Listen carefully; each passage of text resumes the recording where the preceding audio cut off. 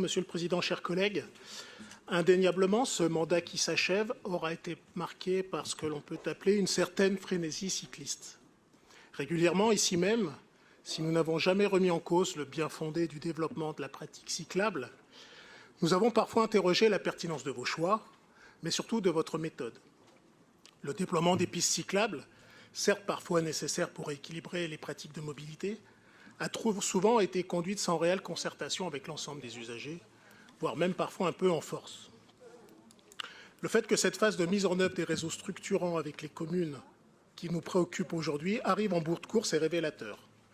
Après avoir imposé, et parfois avec insistance, les tracés des voies lyonnaises aux communes, vous découvrez enfin l'importance des déplacements de proximité, qui sont pourtant au cœur des mobilités quotidiennes des habitants de tous âges, de toutes conditions. Ce déséquilibre entre vos priorités, les Grands Lyonnais le subissent chaque jour et les chiffres parlent d'eux-mêmes. Près de 500 millions d'euros consacrés aux voies lyonnaises, contre seulement 25 millions pour le plan piéton. Et même si vous me répondrez, j'en suis sûr, que lorsque vous créez une piste cyclable, vous améliorez le confort des piétons, nous ne pourrions nous satisfaire de cette réponse. Car elle traduit finalement une hiérarchie implicite entre les usages qui ne correspond pas à la réalité des besoins. En effet, nous sommes tous des piétons à un moment ou à un autre, ça a été dit tout à l'heure, y compris lorsque nous conduisons une voiture, un vélo ou prenons les transports en commun pour nous déplacer. Favoriser des alternatives à la voiture dans nos villes toujours plus polluées et encombrées est effectivement important. Et ce mouvement ne date pas d'aujourd'hui.